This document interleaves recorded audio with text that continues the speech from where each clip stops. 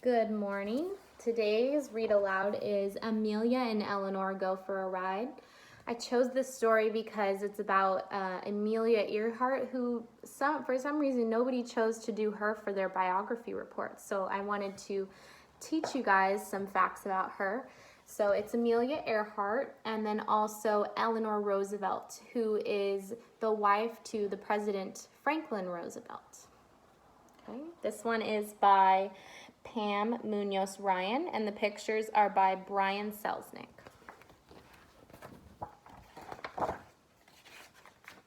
And it is based on a true story. Amelia and Eleanor were birds of a feather. Eleanor was outspoken and determined. So was Amelia. Amelia was daring and liked to try things other women wouldn't even consider. Eleanor was the same. So when Eleanor discovered that her friend Amelia was coming to town to give a speech, she naturally said, "Bring your husband and come to dinner at my house. You can even sleep over." It wasn't unusual for two friends to get together, but Eleanor was Eleanor Roosevelt, the First Lady of the United States, who lived in the White House with her husband, President Franklin Roosevelt. Amelia was Amelia Earhart, the celebrated aviator who had been the first female pilot to fly solo across the Atlantic Ocean. And when two of the most famous and adventurous women in the world got together, something exciting was bound to happen.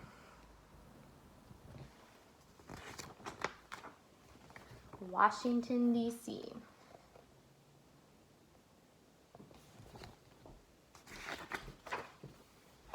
In a guest room at the White House, Amelia and her husband G.P. dressed for dinner.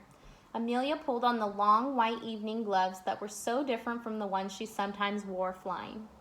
Many people didn't understand why a woman would want to risk her life in a plane, but Amelia had said it more than once. It's for the fun of it. Besides, she loved the feeling of independence she had when she was in the cockpit.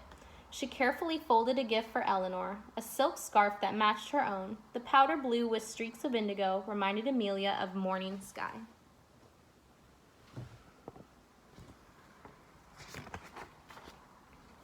Meanwhile, Eleanor dressed for dinner too. Her brother Hall would be escorting her this evening because the president had a meeting to attend, but Eleanor was used to that. She pulled on the long white evening gloves that were so different from the ones she sometimes wore while driving. Then she peeked out the window at the brand new car that had just been delivered that afternoon. She couldn't wait to drive it. Many people thought it was too bold and dangerous for a woman to drive a car, especially the First Lady of the United States.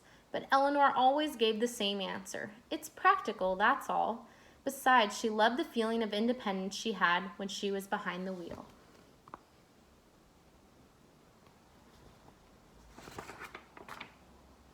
It was a brisk and cloudless April evening. The guests had gathered in the Red Room, and the table looked elegant, as even small dinner parties at the White House can be. Eleanor and Hall greeted Amelia and G.P., as well as several reporters and a photographer. Amelia gave Eleanor the scarf. "I love it," Eleanor exclaimed. "It's just like yours."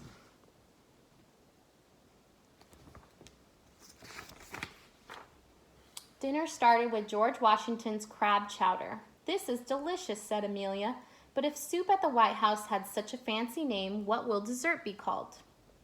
"Perhaps Abraham Lincoln's peach cobbler, or maybe Thomas Jefferson's custard." They laughed as everyone took turns guessing. By the time they got to the roast duck, the conversation had turned to flying. "Mrs. Roosevelt's just received her student pilot's license," said one of the reporters. Amelia wasn't surprised. She had been the one to encourage Eleanor. She knew her friend could do anything she set her mind to. "I'll teach you myself," offered Amelia. "I accept." "Tell us, Amelia, what's it like to fly at night in the dark?"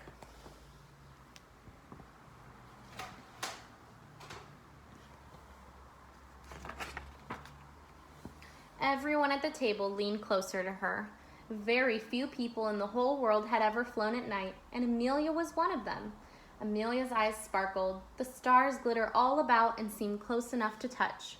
At higher elevations, the clouds below shine white with dark islands where the night sea shows through.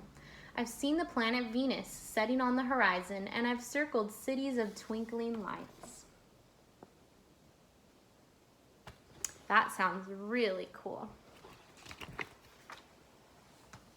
And the capital city at night? Asked Eleanor. There's no describing it, said Amelia. You just have to experience it on a clear night, when you can see forever. Why, we should go tonight. We could fly the loop to Baltimore and back in no time. The Secret Service men protested. This hasn't been approved.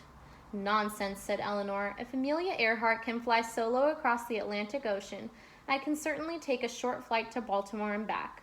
Before dessert could be served, Amelia had called Eastern Air Transport and arranged a flight. Within the hour, Amelia and Eleanor boarded the Curtiss Condor twin-motor airplane. For a moment, both women looked up at the mysterious night sky. Then, without changing her gloves, Amelia slipped into the cockpit and took the wheel. The plane rolled down the runway faster and faster. Lights from the airstrip flashed in front of them, and they lifted into the dark.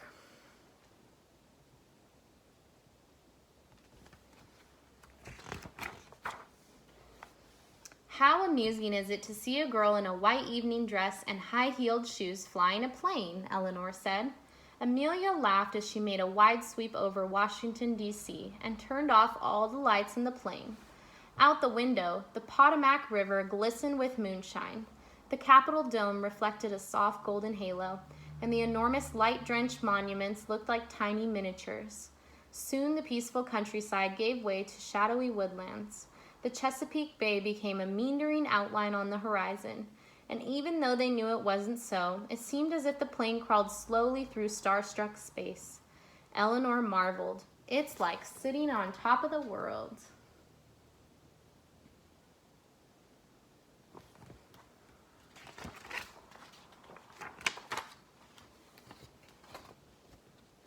There's what it looks like.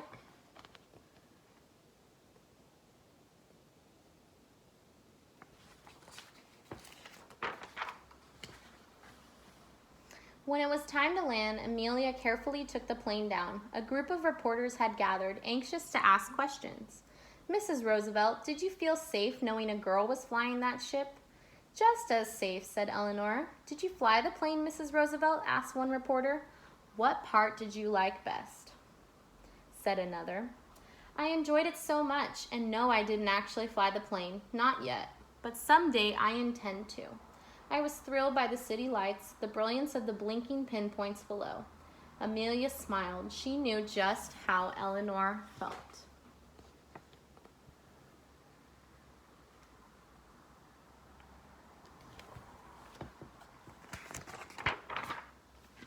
As the Secret Service agents drove them slowly back to the White House, Amelia and Eleanor agreed that there was nothing quite as exciting as flying. What could compare? Well, they admitted, maybe the closest thing would be driving in a fast car on a straightaway road with a stiff breeze blowing against your face. Arms linked, they walked up the steps to the White House. Eleanor whispered something to Amelia, and then they hesitated, letting the rest of the group walk ahead of them. Are you coming inside, Mrs. Roosevelt? Someone asked. But by then, they had wrapped their silk scarves around their necks and were hurrying toward Eleanor's new car.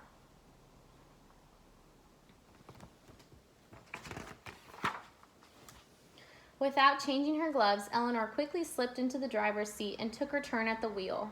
With the wind in their hair and the brisk air stinging their cheeks, they flew down the road. And after they had taken a ride about the city streets of Washington, D.C., they finally headed back to the White House.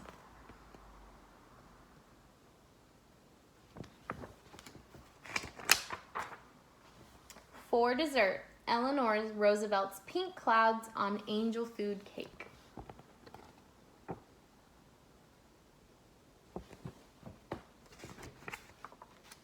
And that's the end. It even has in the back of the book the recipe for Eleanor Roosevelt's pink clouds on angel food cake.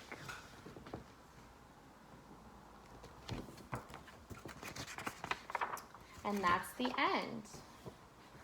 So I want you to comment below one fact you learned about Amelia Earhart and one fact you learned about Eleanor Roosevelt. Bye.